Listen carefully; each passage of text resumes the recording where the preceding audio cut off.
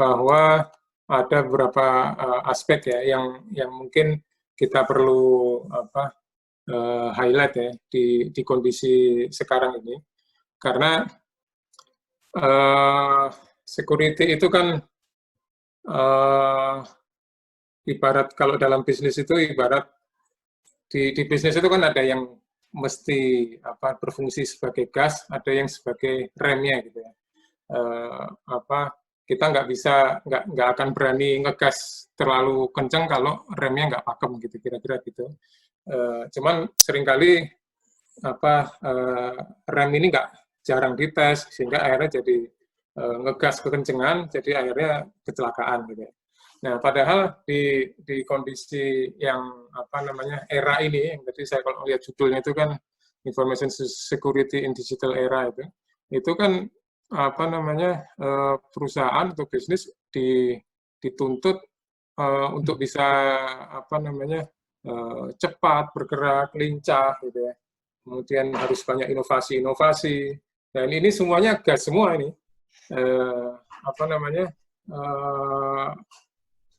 Tantangan bagi security itu jadi jauh lebih kompleks gitu ya dibanding zaman dulu yang ya berkembang tumbuh cuman tidak secepat sekarang ini tuntutan untuk perubahannya gitu. Nah, jadi tuntutan untuk security itu jauh lebih besar sekarang.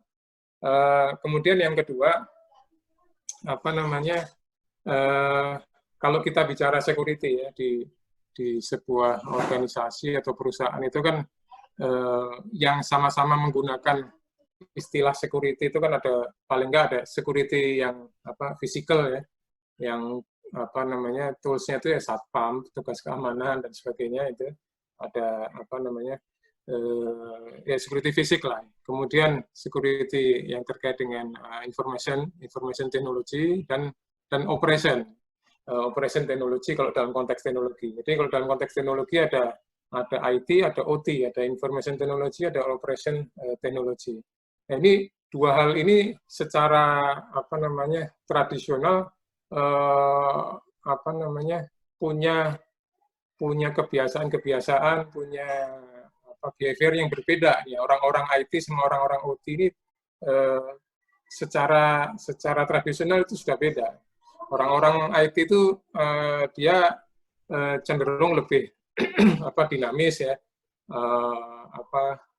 Kalau ada sistem itu sering ada patch, ada upgrade secara reguler gitu. Biasanya kepedulian terhadap confidentiality, integrity, availability itu cukup tinggi, cukup baik rata-rata orang IT ya. Tapi di sisi lain orang OT, orang operation technology itu mindsetnya beda, bukan dia yang dia inginkan itu adalah stabilitas.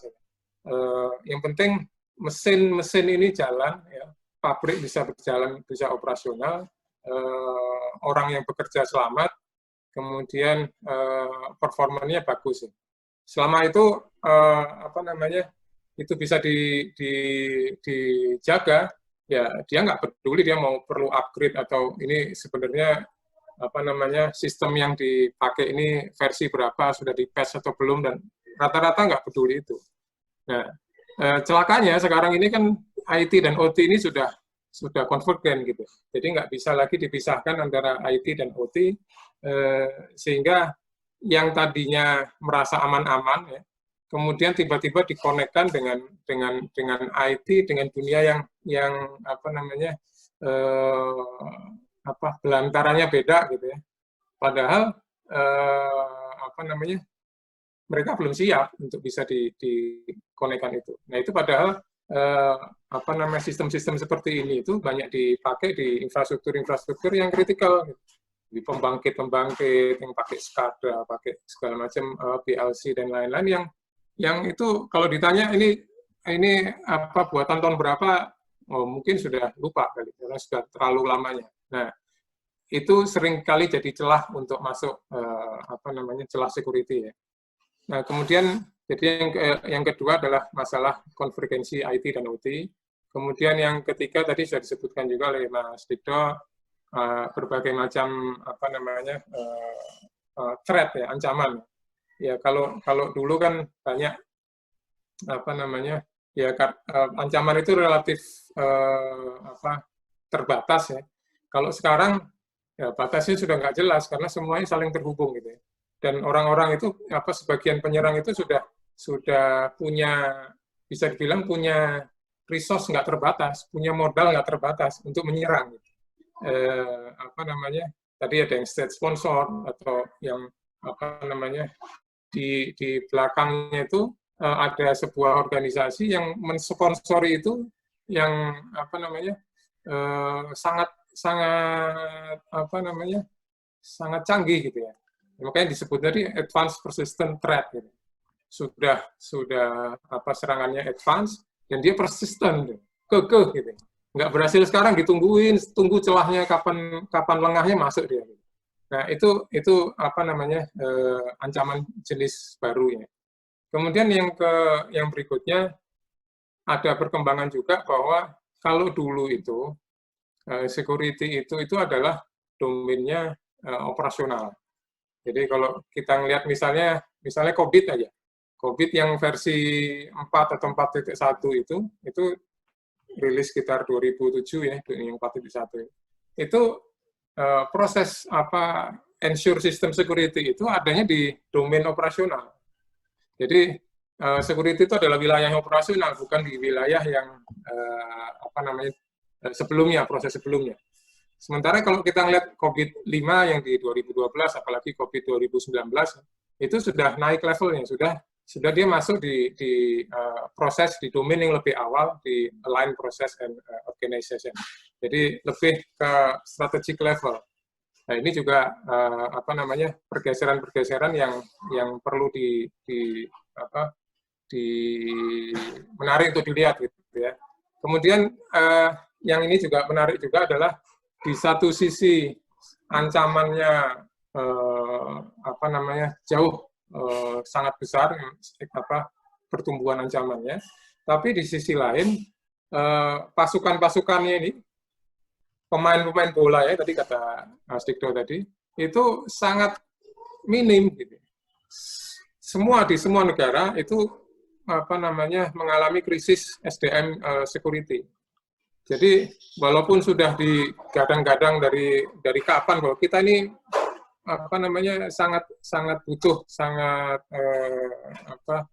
kurang SDM di security ini, tapi perkembangannya juga nggak begitu signifikan gitu.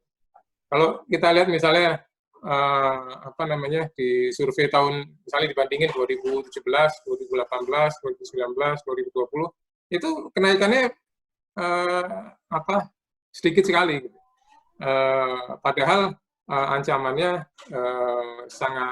sangat signifikan dan itu